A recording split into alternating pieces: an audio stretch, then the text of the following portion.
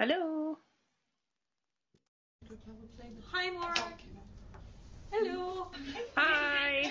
Hi. Have we got anyone else out there on the network?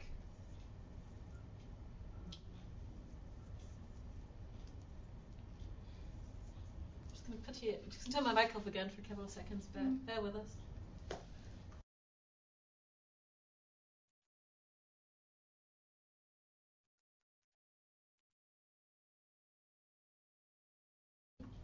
Are you talking to us, Maura? Are you talking to yourself? I'm talking indirectly to my husband who's over there. He's listening too. One day I'll figure out how to edit the recordings and I'll cut this off. Might not happen. He's very welcome to join us, you know. Hello. Oh, hi there. I'm just going to put you guys on multi-screen, bear with me.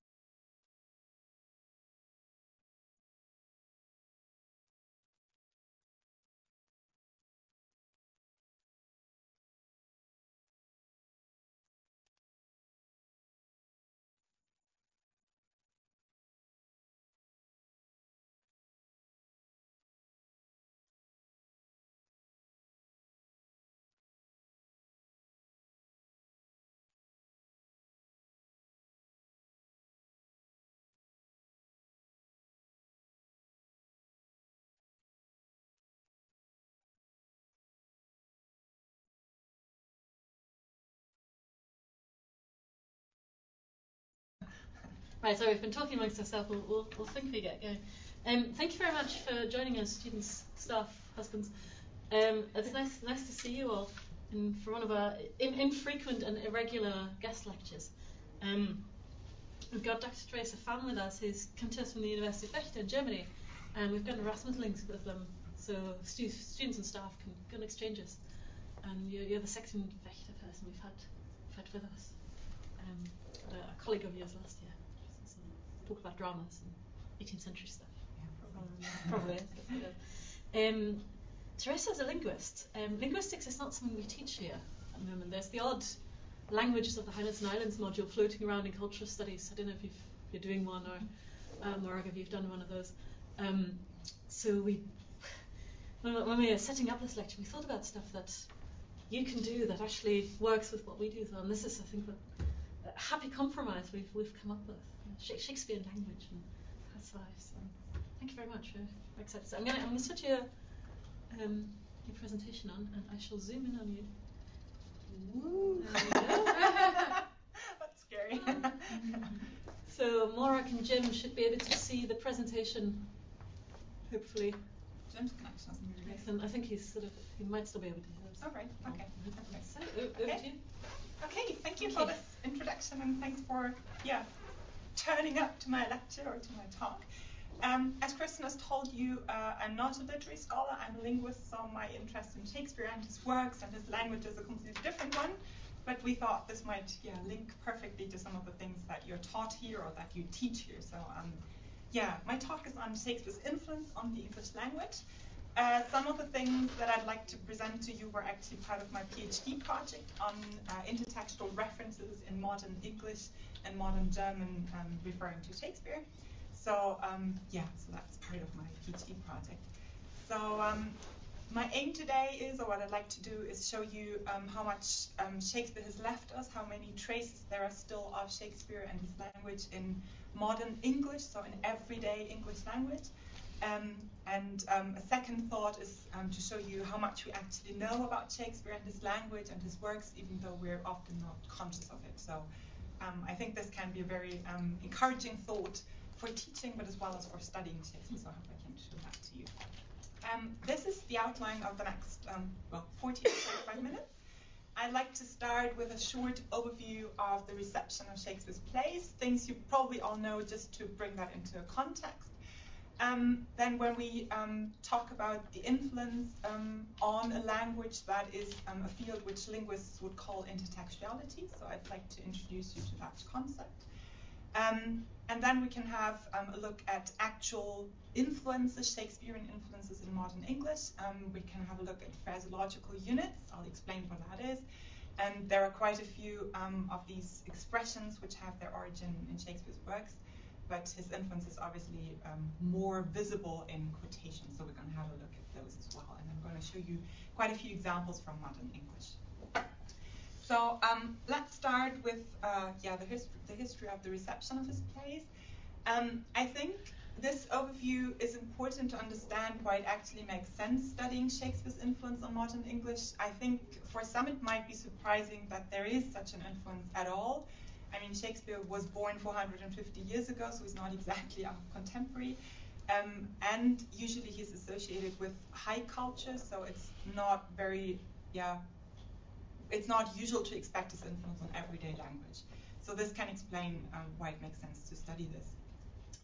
In the 17th century, so in Shakespeare's time, most people could not read or write, so they experienced Shakespeare's plays in theatre as performances in theatres exclusively, and theatres were a place, for the crowds, for momentary entertainment of the crowds, and we can say that Shakespeare originally was exclusively part of popular culture. But this changed relatively quickly because already in the 17th century, a process which Lanier, you'll see my bibliography at the end, which Lanier calls unpopularizing Shakespeare began. So Shakespeare became more and more the object of intellectual study and was more and more read also by intellectually demanding people, intellectually more demanding public. So this process started with the first folio, so the first comprehensive edition of his works. This folio format is more prestigious, more expensive, but the first folio was also accompanied by a preface, which contained Ben Jonson's very famous poem, which stylized Shakespeare already as a national author equal to Latin and Greek dramatists. So it already showed Shakespeare as a national author. And this process of unpopularizing Shakespeare was further spurred by the closure of the theatres in the course of the Civil War from 1642 onwards, when plays were not allowed to be performed anymore, so they had to be read. Shakespeare kind of moved back into popular culture in the 18th century, where we can witness a growing patriotism or a growing sense of national identity, and Shakespeare was already then conceived as a national poet in Great Britain. And also quotations became familiar; they could be used in all kinds of discourse already. At the same time, we witnessed the first scientific endeavors to identify the authentic Shakespearean text that we still know today.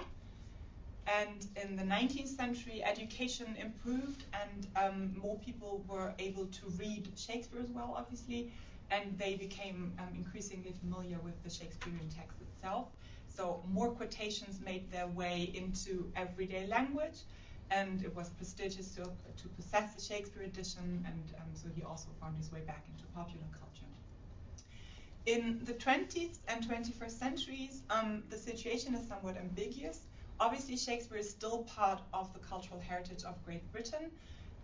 We witness in the 20th century a professionalization of Shakespeare studies, which propagate him as an untouchable, universal, and timeless authority. So they teach us to respect this idol of cultural heritage. But at the same time, we've got a popular counterpart. We've got mass entertainment, mass media, which absorb and creatively transform Shakespeare and his works. So we find traces of Shakespeare in movies, in pop music, and especially also in advertisement. And you're going to see quite a few examples for advertisements which refer back to Shakespeare. So we have to say very clearly that Shakespeare is not only part of high culture, as we might expect, but he's also part of popular culture, and this is why he could influence everyday language in such an intensive way. Okay, so this is kind of the background or the explanation for the topic itself.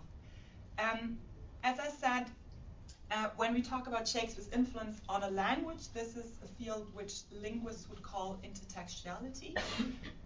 Very roughly, we can say that intertextuality refers to relationships between texts. Very roughly, so we usually have a so-called post-text, which is produced later, the later work, which refers back to an earlier text, the so-called pretext, so that you know which terms I'm using. To illustrate this, this is one example which I found on the Scotsman Online homepage a few weeks ago. You're probably more familiar than I am with this topic. It's on the question of nationalism in the Scottish National Party, the SNP. The author, Kenny Farquharson, starts saying that in 2010 a video was produced which relied on the slogan, which was based on the slogan, "I'm a nat because," you might be familiar with that slogan.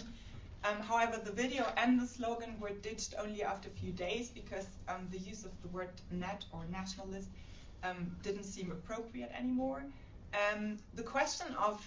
The question whether nationalism is part of the ideology of the SNP was dropped and was largely forgotten about until now. But the author of this article predicts that this question will have to be answered early this year, so rather soon, because it's important for the upcoming elections this year. So this is a rather essential, or could be a rather essential question, a rather essential thing for the SNP, because when they declare themselves as a nationalist party, they could lose some voters. When they declare themselves as an independence party, they could lose some voters as well, which might be critical for the elections. So obviously, what I'm interested in here is the headline, "To be a nat or not to be a nat." And I'm sure you've already recognized what this alludes to. It's obviously to be or not to be from Hamlet, his famous soliloquy in Act 3, Scene 1. Well, to be or not to be is the first line of his soliloquy. You probably know that. And in the soliloquy, he thinks about committing suicide to evade the current situation at the court of Elsinore. But obviously, this is not an easy decision to make, because once he's committed suicide, obviously he can't reverse that decision. So it's pretty essential for him and irreversible. We might ask ourselves, why was this quotation used as a headline for this article? Why do we have this intertextual reference here? And I think the answer is pretty obvious. When a reader recognizes the quotation in the headline, he or she can already construct a kind of outline of the text itself. So the reader will automatically know that the article is about an essential question, or an essential decision, which cannot be taken back once it has been made or once it has been communicated. And the decision itself is between being a nationalist or not being a nationalist. So the question itself, the decision itself, is already expressed in the headline. So this is one of the functions intertextual references can have in post-text. In that case, it would be to facilitate the interpretation, the understanding of the following text. But obviously, there are also other functions of intertextual references. So we could also understand this intertextual reference, for example, as a statement on the cultural standards of the Scotsman, or on the educational level of the author or the editor, and further functions are obviously possible. What is also interesting, or what linguists are interested in, are the various forms intertextual references can take.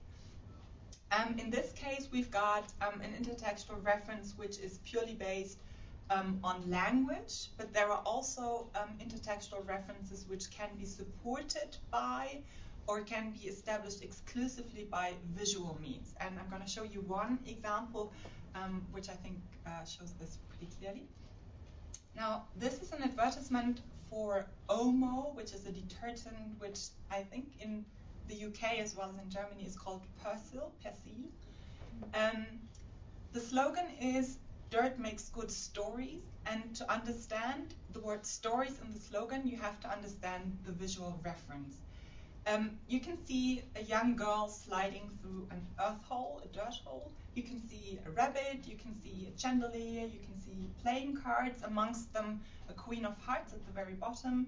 You can see a tea set and many other things, and I think by now you've already recognized what it is. Any guesses? Alice in Wonderland. Yes, very good. You see, it even works for German native speakers, not only for English native speakers. So this is a visual reference to Alice in Wonderland, and we have to get this visual reference to understand the word stories in the slogan. Otherwise, it wouldn't make sense. What is interesting from the intertextuality point of view is that this reference is purely based on visual means. There is not a single word which hints to Lewis Carroll's Alice in Wonderland.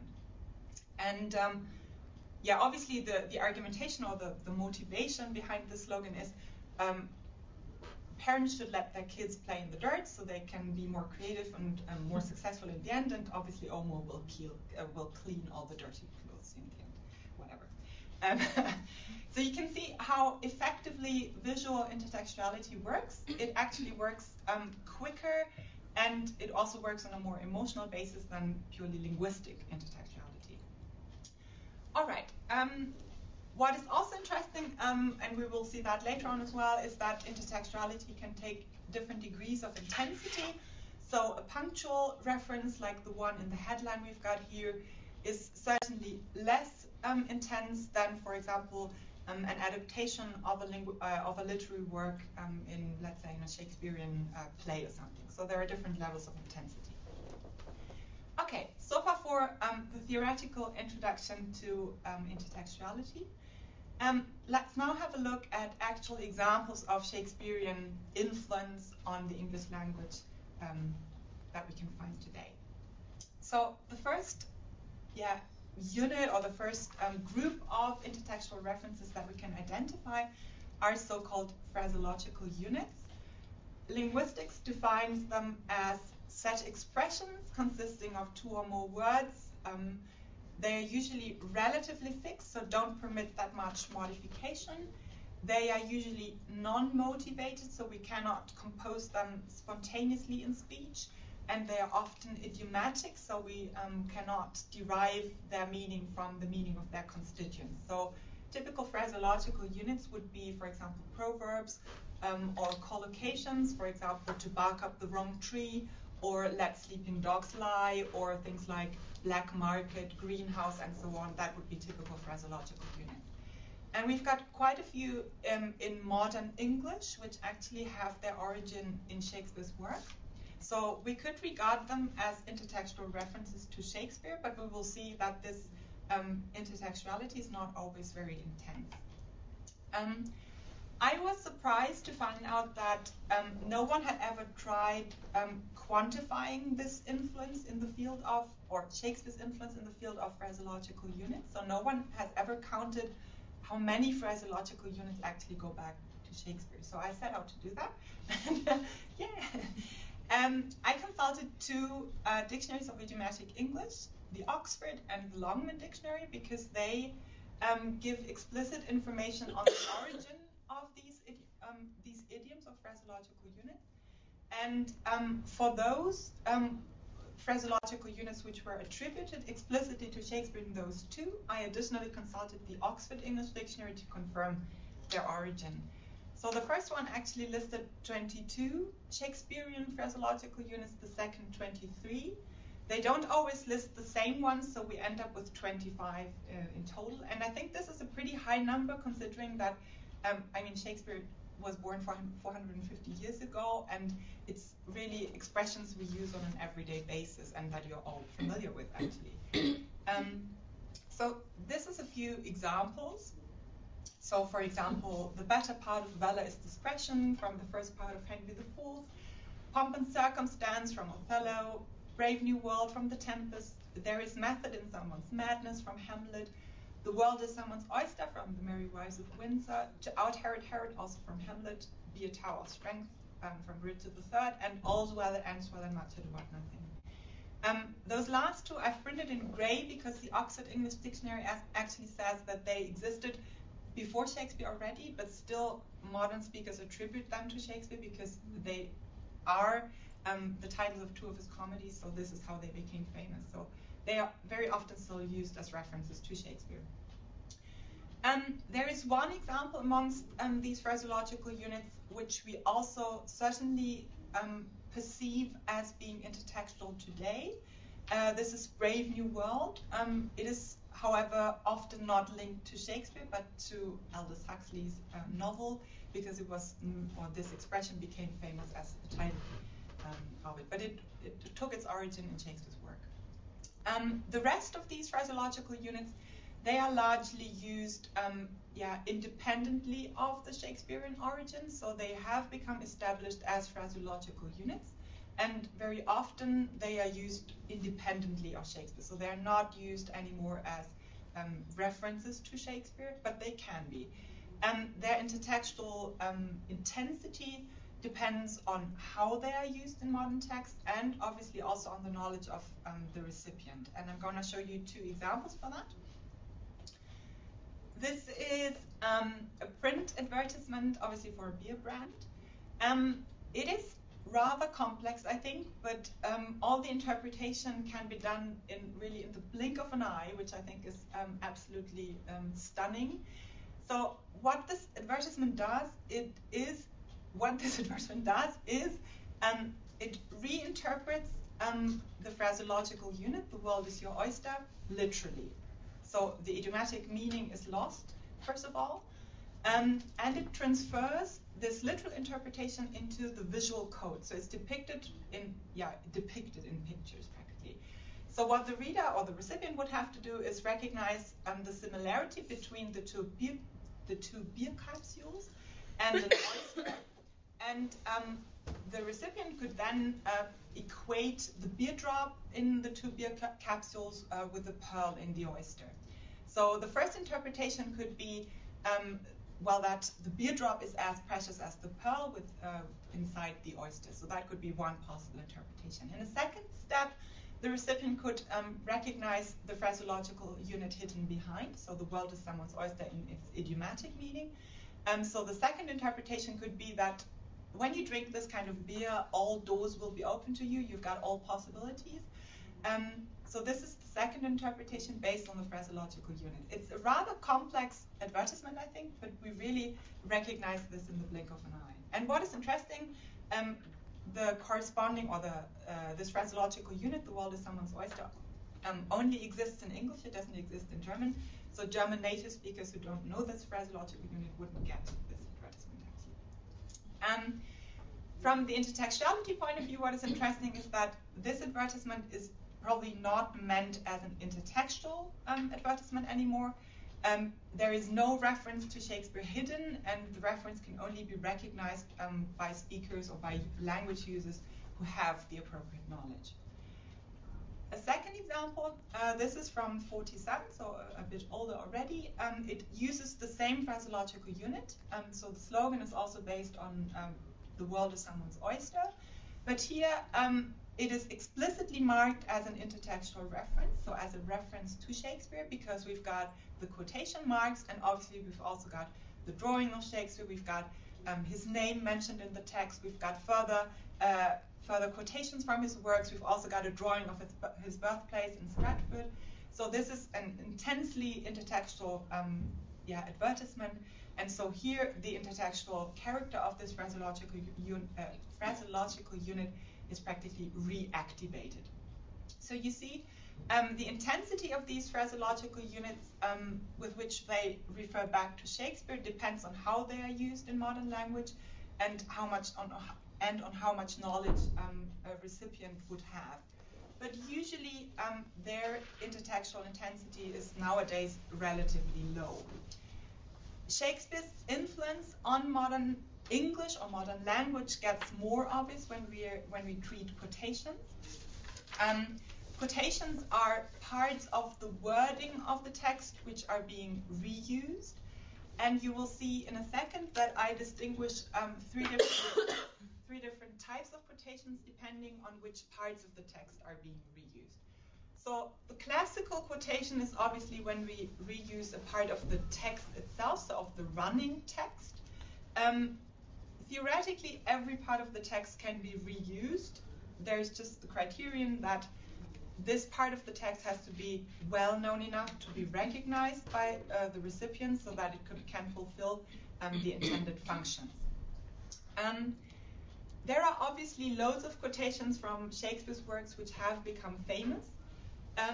The Oxford Dictionary of Quotations lists 1,818 Shakespearean quotations. I'm sure you could recognize each and every one of them. Yes. Just to give you a few, I mean, I'm sure you can continue this list. Except for to be or not to be, we've got, for example, let me have men about me that are fat from Julius Caesar, the rest is silence from Hamlet, all the world's a stage from As You Like It, it was the nightingale and not the lark, famous from Romeo and Juliet, the time is out of joint from Hamlet, frailty thy name is woman, also from Hamlet, or a horse my kingdom for a horse from Richard III. These are actually all quotations which have become quite well known in German as well in their translations. We've already seen one example, to be or not to be, reused in a modern text. Let's have a look at one second example. This is an article from the Herald Scotland. It's actually about how people drew kind of cognitive maps of the steps in their lives. So the author says that to make sense of ourselves, to make sense of our existence, to relate to our environment, we draw these cognitive maps of the steps of our lives. It's like a cognitive geographical map. And once again, what is interesting here is the headline, All the World's a Page, and you've already surely recognized. It's a modification of All the World's a Stage from As You Like It. And in the Shakespearean work, this is the first line of a monologue by a character called Jakes. And in this monologue, he elaborates on a metaphor. So he uses the stage or a play as a metaphor for human life. So he says the different acts of a play are like the 7 ages of men, the different stages in human life. And probably by now you've already recognized how perfectly this headline fits. Not only do page and stage rhyme, but we've also got parallel contents. So whereas in the Shakespearean work, the stage or the play itself is a metaphor for human life, here the page or the geographical map is a metaphor for human life. And this, I think, shows pretty clearly how complex quotations can actually be and how much knowledge on the pretext, on the Shakespearean text, they can require if we really want to understand them properly and understand what the author intended by them. So quotations can be quite complex and they can require quite a lot of knowledge. And it is surprising that we still understand them perfectly. And the usual recipient, the usual reader of this newspaper would have understood that probably. So it's quite surprising, I think. The second type of quotations that we can distinguish are reused titles. Titles are obviously predestined for reuse because they are usually more famous than the text itself, the running text. We've already seen the two titles which have already become phraseological units, but other Shakespearean titles have become quite famous as well. So for example, A Midsummer Night's Dream, The Winter's Tale, Twelfth Night, or What You Will, or As You Like It.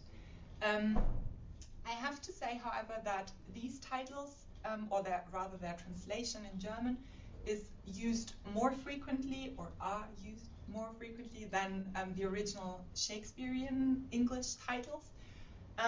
Probably because the English titles contain elements which are either archaic, so for example, will as a full verb, what you will, this is rather unusual for today's English, or, wordings or expressions which are rather semantically rather restricted, so they have a rather specific reference. So Twelfth Night and Midsummer Night's Dream, they can only refer to specific periods of time, and this is rather not very practical for example, advertisements, because they are produced for being in use for a longer time. So this is probably why we can't find these titles that often.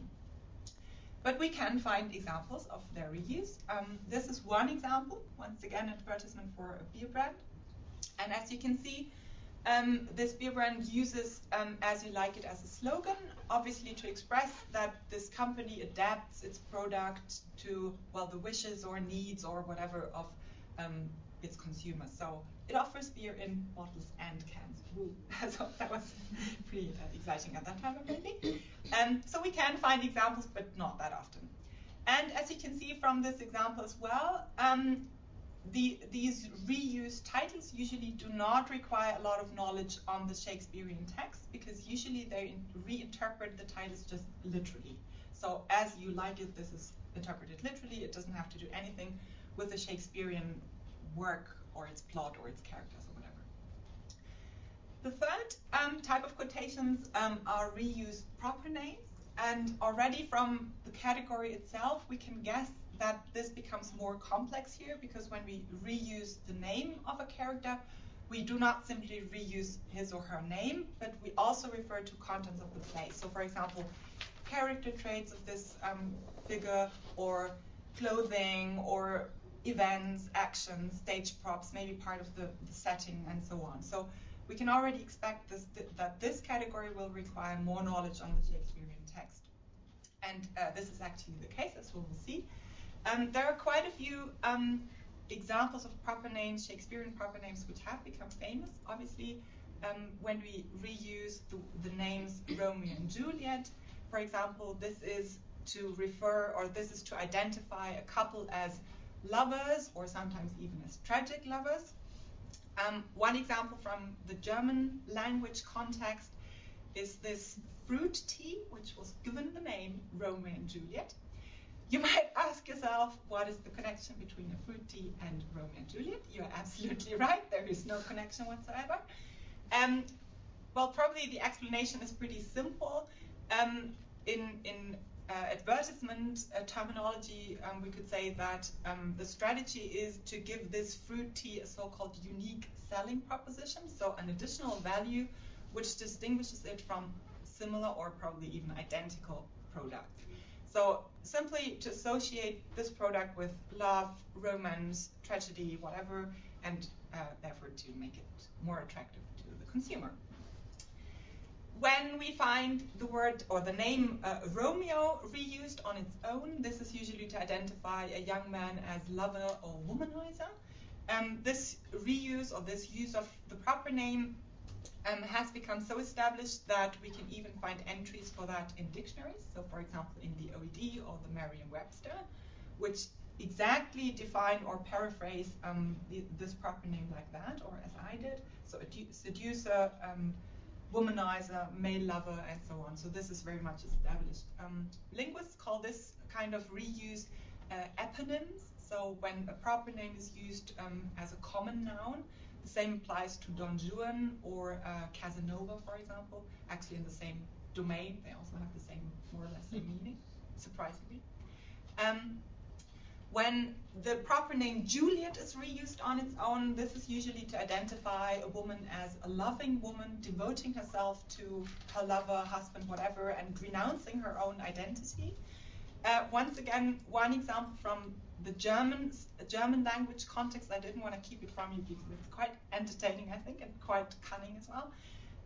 This is a print advertisement for a Swiss sex shop for women. You can see that it shows a copy of Shakespeare's Romeo and Juliet torn in two vertically, just to leave the second part of the title and enough letters to identify the author. And obviously the slogan goes pretty well with it. It translates more or less for women who can cope on their own. And we might add in all circumstances that you can imagine in life or whatever. So you can see it's pretty cunning. It's pretty, there's quite a bit of trick behind, I think. It's really well thought through. And it requires quite a lot of knowledge on the story of Romeo and Juliet, on Juliet's, well, role in the play. So I think this is a pretty good example of an advertisement. What's even more surprising is that we can find reference to Shakespeare himself in modern advertisements.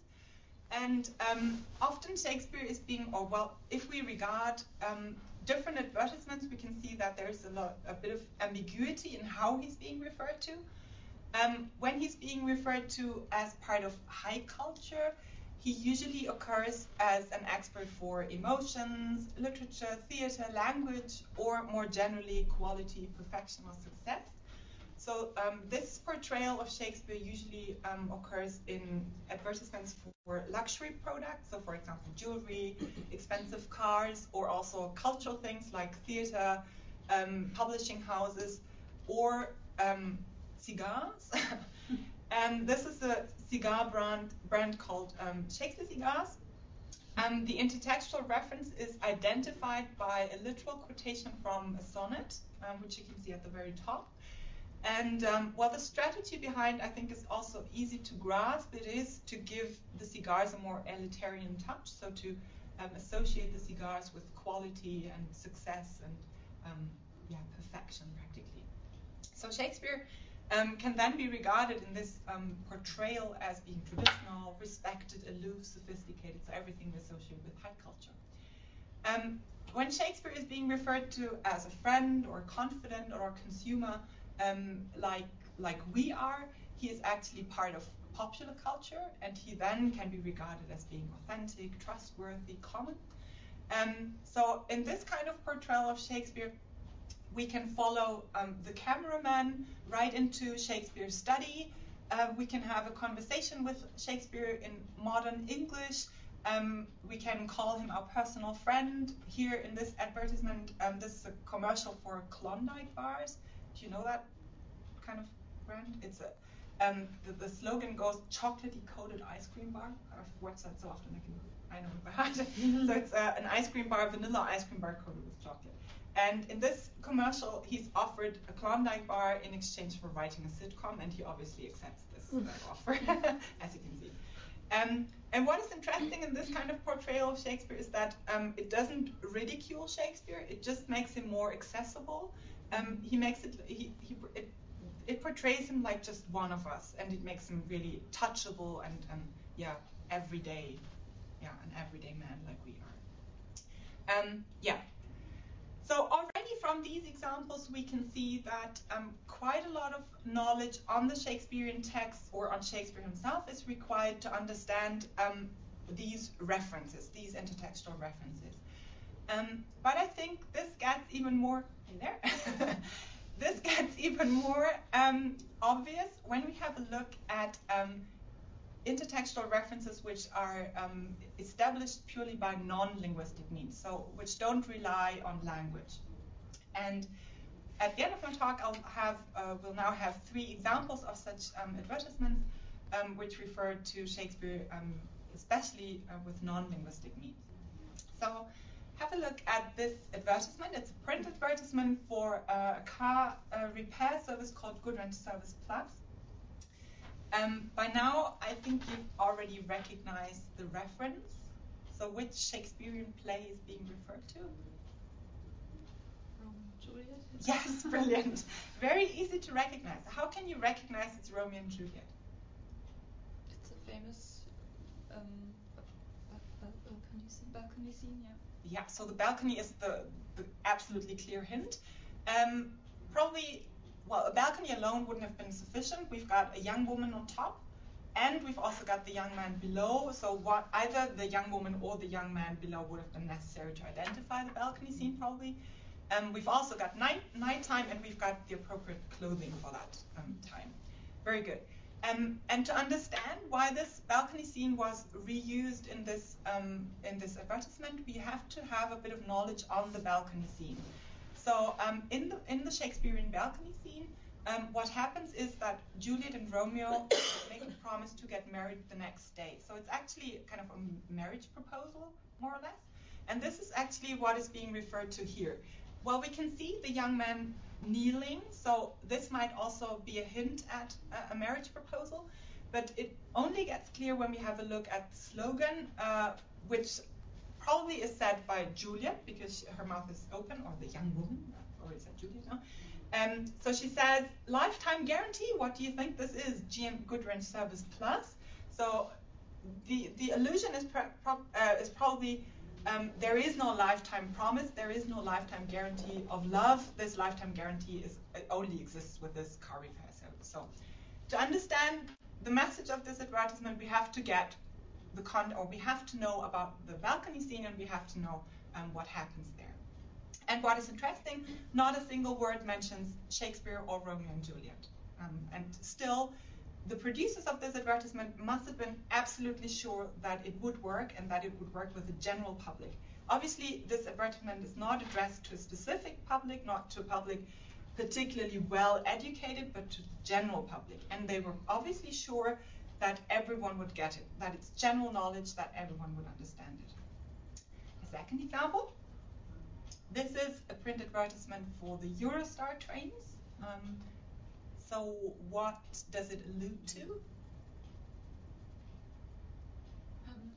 Yeah, the Germans are quite as sure of the references as well. How can you know it's Hamlet?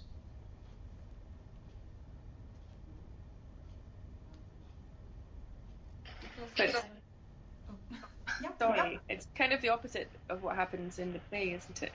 Yeah. In which way? That's like Hamlet's head instead of York's head. Yeah, very good. Yeah, you've got a kind of role reversal. Yeah, brilliant, very good. So actually, life and death are inverted here. So usually we've got Hamlet holding Yorick's skull. So it's a hint, an allusion to the graveyard scene, Act 5, Scene 1. Where Hamlet finds, the gravediggers find Yorick's skull, and then Hamlet starts thinking about death and life after death and consequences of death, and gets pretty melancholic, or more melancholic than he was before. And actually, what helps us recognizing the graveyard scene here is his posture, because Hamlet in the graveyard scene is usually depicted kneeling on one knee, having his elbow propped on on the other knee, holding the skull and contemplating the skull. So this is actually the typical posture for our visual impression of the graveyard scene. But we have to ask ourselves, how do we know the graveyard scene looks like that? Because in the Shakespearean play, all that's mentioned is the skull. And that I think also that Hamlet picks it up. But how do we know that this is the typical posture which identifies the graveyard scene? I mean, how do we know that? It's not mentioned in the play. We can't know that from simply reading the play. So I think probably we might have seen drawings of the graveyard scene somewhere in our lives. The graveyard scene is actually the most frequently depicted scene from Hamlet, from all of Hamlet, so that might contribute to this fact. And so this is the first thing I think which is surprising, that we can recognize the graveyard scene, that we've got a clear visual impression of the graveyard scene. The second thing is that we can clearly recognize it even though life and death are inverted, so it's clearly a heavy modification of the graveyard scene, and still there is no word referring to Shakespeare or to Hamlet, which could have made sure that the recipients recognize it. So once again, the producers of this advertisement must have been absolutely sure everyone would recognize it. And obviously this modification, this inversion of life and death, goes well with the slogan, so London is changing, so it seems that life is so lively that even death is surprised by its liveliness or something like that. So once again, it's a pretty complex interpretation, a pretty complex advertisement, I think, and still we recognize it really in the blink of an eye. It's pretty fascinating, I think, how much we can recognize and know. Okay, and this is the last example. Yes, I guess you've already recognized what it alludes to. And any guesses? No? Shakespeare himself, yeah. It's a series of advertisements for a brewery in Warwickshire. So fits perfectly as well. The slogan goes, "Someone's been on the Shakespeare." I don't know whether you can read that. So it's an additional pun on the name himself. But as you saw, the portrayals, the pictures themselves worked without the language. So this is why I cut it off at the beginning. So each photograph, each portrait is actually a modernization and a modification of the visual idea we've got of Shakespeare. How can you recognize it's Shakespeare? What are the details that point to the fact that it's Shakespeare? What makes you think it's Shakespeare? It could have been your uncle or your grandfather or whatever. The beard. The beard, very good. What else? Shape of the hairdo. Yeah, Oh, yeah. The hairdo. Obviously not her hairdo, but the guy's. Yeah. And she's got the beard to go with it, so they kind of insert shape. They kind of go, the overall effect of the three pictures kind of. Yeah, so actually the combination of different details, so the beard, or even the moustache in the lower image, yeah. The hairdo, sometimes, well, bald hair or receding hairline or whatever, yeah. We could also count the beige or white collar in two examples, maybe, yeah. But even though they are completely different from each other, we can recognize each one of them as being an allusion to Shakespeare. So even if I had shown just one of them, it would have worked, and it works quite effectively. So once again, it's pretty fascinating, I think. It's a modern version, and it's heavily modified, and still we recognize with absolute certainty that this is supposed to be Shakespeare. Once again, we have to ask ourselves, how do we know? Where do we get this knowledge from? How do we know how Shakespeare looked? This is nothing we know from, well, school maybe, or from reading his plays. Probably in the course of our lives, we've seen one of the famous Shakespeare portraits somewhere. So the left one is the Chandos portrait, and the right one is the Druyschart engraving, published with the first folio. So probably we're somehow familiar with one of those two Shakespearean portraits. And our knowledge is so deeply engraved in our brain that we can recognize even modernizations, even modifications with absolute certainty. So I think this is pretty fascinating and shows how much knowledge we actually have. So this brings me to my conclusion. So I think we can say Shakespeare has influenced the English language, but also the German language, like no other individual author. He's only outdone actually by the Bible, but that's not an individual author, so that doesn't count. His traces in modern language are really everywhere. Some of them are more, some of them are less obvious, depending also on our knowledge and depending on how they are used. The more frequently quotations are used, the more their intertextual character can fade, and they can become phraseological units, so just like established like usual words in the English vocabulary. And they would then not be used as intertextual references anymore. I think we can see from examples that we have very comprehensive knowledge of Shakespeare's works and his figures, but this knowledge usually remains unconscious. And this is knowledge which the general public has, and not just we who might be familiar with Shakespeare from our studies or our profession. And the explanation for this knowledge is that we can, or that we have acquired this knowledge as general knowledge in the course of our socialization. So this links back to the initial introduction. Only because Shakespeare is part of our cultural heritage, only because we regard him as national poet, and this is actually the same in Germany, we still regard him as our national poet, although he's not German. This works, and this is why we can acquire knowledge of him as general knowledge, and why so many things, so many details are known, are generally known. And I think this might be an encouraging thought for studies, but also for teaching Shakespeare, because students and the general public actually knows quite a lot about Shakespeare, and we're often not aware of that. And if we keep our eyes open, then we can encounter Shakespeare kind of on an everyday basis in all kinds of texts. So this is it. And the rest is silence, it seems. William Shakespeare. This is actually from a Red Bull commercial. So thank you. And if there are any questions, I'm happy to answer them. Or I'll try and answer them. Thank you. Yeah, Thank you very much. I'll turn the computer thing off so we can actually see you again later. So. I know, it's always terrifying. Yeah, it is. There you go, that's sort of this. Questions, thoughts, comments? Thoughts? Any additional advertisements or commercials that you thought of? Do you guys feel that Shakespeare's always with you in that way? I assume Leslie does, because Leslie's on Renaissance. For you, this is sort of, but do you guys feel like this is sort of part of your everydayness? I may not always really be aware of it, but I think if we kind of find out about the origins of some of the expressions, then we get really aware of where he is, actually. Where did you find all these adverts? Is there there was research for it? Or? This is the first kind of corpus, the first database I've established.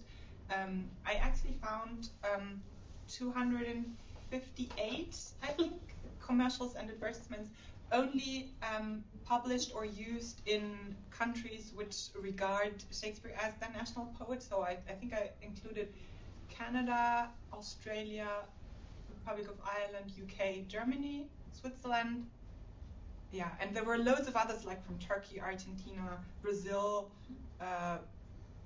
the Asian countries as well, which I excluded, which would have made another, I don't know, 150 or something. And since I completed my PhD project, I've come across, I don't know, like 20, 30 others. So. And could you sort of trace a pattern in what kind of products Shakespeare is being used to market? Because as we were going through this, I was remembering adverts from my childhood watching. You know, when you watch adverts when you're a child, they make a big impact. And I'm thinking about ones from the 70s, and they all seem to be to do with beer, lager, or cigars, or very kind of masculine type things, and not so much of the Romeo and Juliet. So I just wondered if there was a pattern in terms of how Shakespeare is used in marketing. It actually depends on what is being referred to, which part of the Shakespeare. So if it is, for example, Romeo and Juliet, then obviously it's always something romantic and addressed to, well, for example, jewelry for Valentine's Day, or chocolates for Valentine's Day or something, or for Christmas, I think it was. I think it depends on the kind of the bits and pieces from the work itself which are reused. But actually the kind of soft drink beer thing is pretty dominant. There are I think I can think of like 5, 6 beer adverts spontaneously taken. Yeah, this is very dominant in fact. Which play is most often used? Romeo and Juliet, and then Hamlet, and then Shakespeare. So it's this is actually modern times. So let's say post World War II. And before that, a larger variety of plays were being referred to. So there's, for example, a Coca-Cola advert which quotes, I don't know, like 17 lines from King Lear. Pretty impressive that people would have understood that. Or you might be familiar with the Levi's. And there's also a very extensive one from H&M, both relatively new, like 5, 6 years old.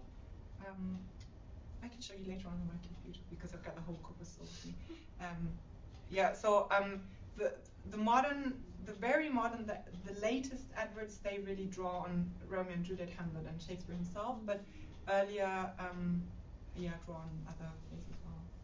Surprisingly, Do you think it's possible? I was just thinking about that advert that we looked at, and it had the balcony scene, and it was an advert for car. Repair. Yeah, whatever. Car stuff. But you could look at that and you could understand it's a balcony scene, it's romantic, it's about lovers committing themselves to each other.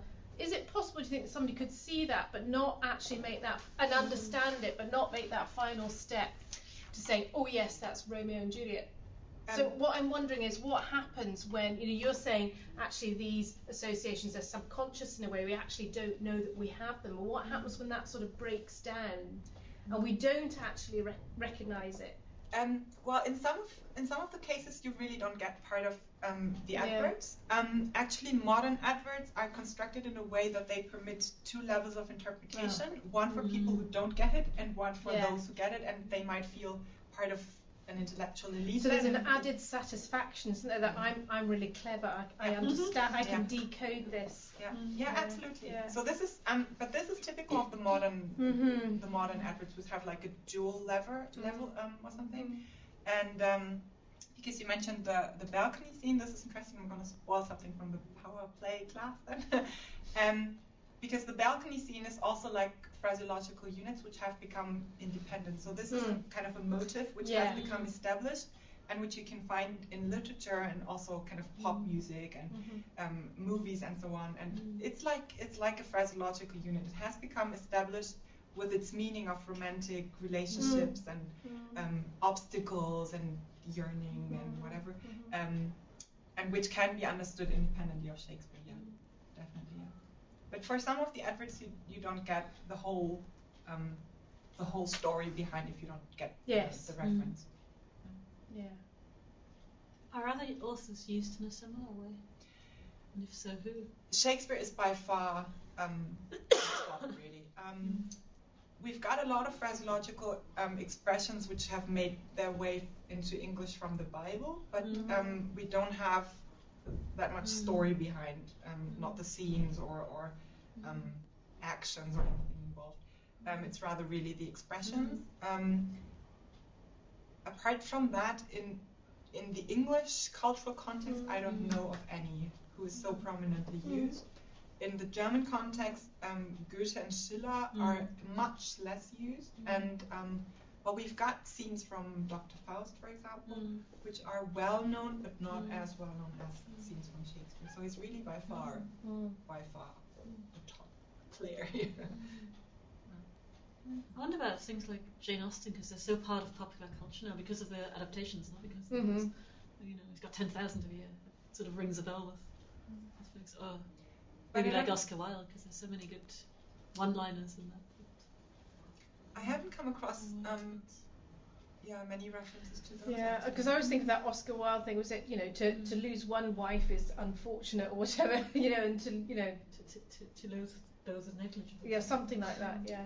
And that's adapted all the time for different things, isn't it? There are a few also adverts which use quotations. I think I remember one referring to Oscar Wilde, but it's not as intensively as with Shakespeare, because you don't have like the scenes or the characters which have become so well known and so actually more or less independent already, having their independent lives. So Shakespeare has really a special position, I think. And it's interesting that this works worldwide.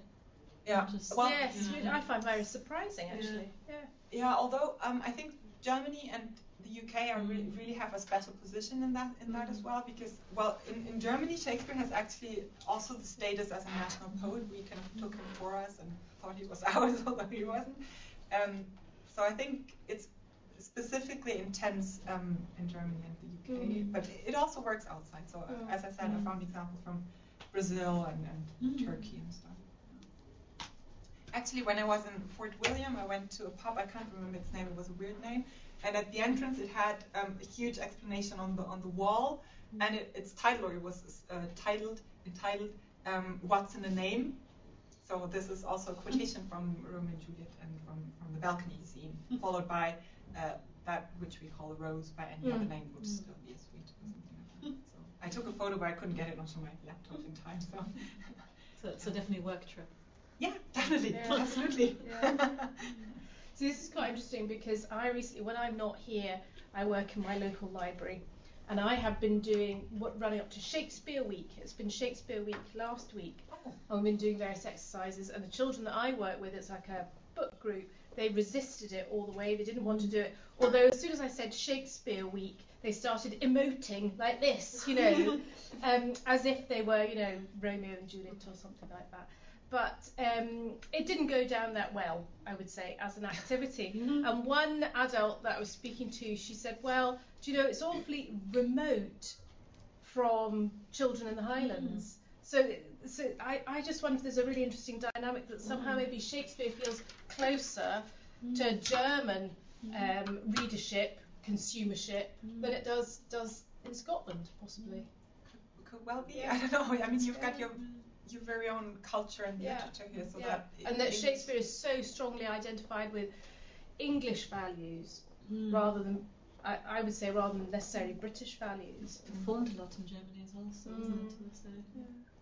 I went to see it more Shakespeare in school in Germany than since moving here. A decade ago now. I mean, it is performed quite a lot, but the Germans also have this sort of very active understanding of world literature, I think. That, world literature is something that's sort of with you, and the British tend to be a bit more insular. You read your own grades, but And then I was last summer. I was at it was a festival at, I can't remember. It was a castle near Nairn.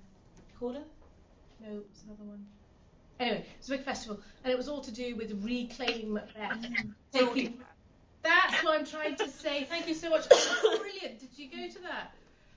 It was fantastic. It was part of the Culture Week. I didn't get to see Macbeth. And the whole sort of It's just absolutely unbelievable. It was unbelievable. It was really unbelievable. But the whole kind of badging of it was, Scots bringing back Macbeth, reclaiming Macbeth. The homecoming concept and so on, which I thought was interesting. Do you have examples of Macbeth being used in this sort of No, and I think the reason for that is that his kind of the connotations are too bad. I mean, there are a few, but just humoristic examples from the Baz Luhrmann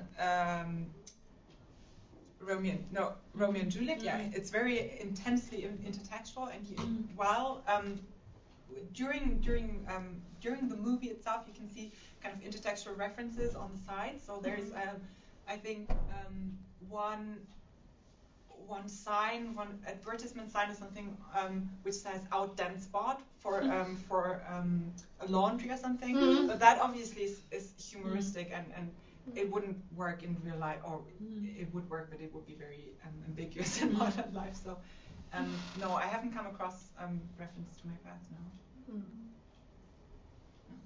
Well, last year, like Leslie was saying, with the culture week that happened in around Forres and Findhorn Bay, Macbeth was everywhere. Because, the historical reference to Macbeth was that he stayed in Forres, which is just a couple of miles down the road from me, and so there was a huge thing going on to really ignite children's passions about Macbeth. And my children went to it was like a presentation thing. They thought they were going to a production of Macbeth. Slightly disappointed in that it was just some guy going wah wah wah wah about the story and what was, it didn't enthuse them. However, what did happen during the festival was that little groups of people would be stood at a bus stop or in a shop, and they were just set up there in their normal clothes, but they'd just start reciting little bits of Macbeth. And just random little excerpts from Macbeth all around the town, which was quite good fun. It was all very sort of steampunk Macbeth. It was, wasn't it? It was an event, the whole thing. Yeah, it was great.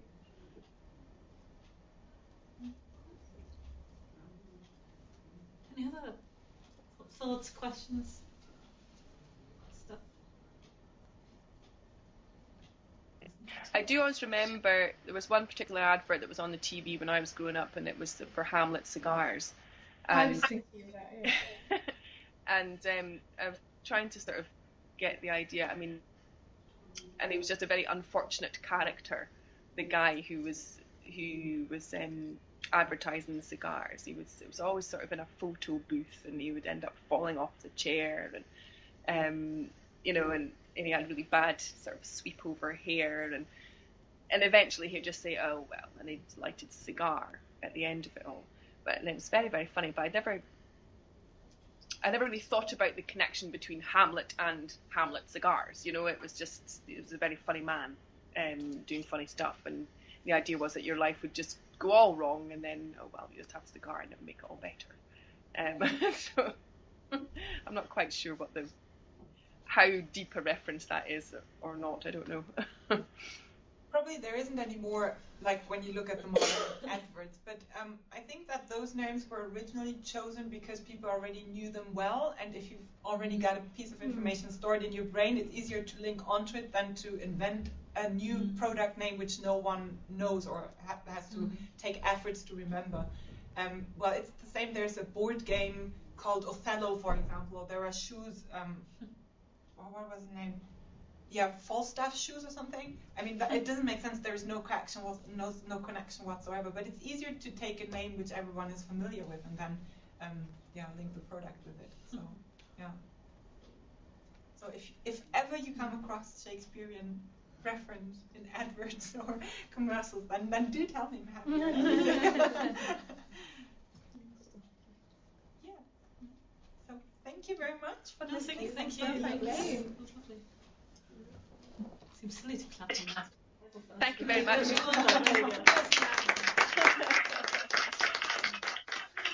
Thank you very much, Laura, for joining us. Thank you. No problem. Thanks very much. Cheerio. Thank you. Bye.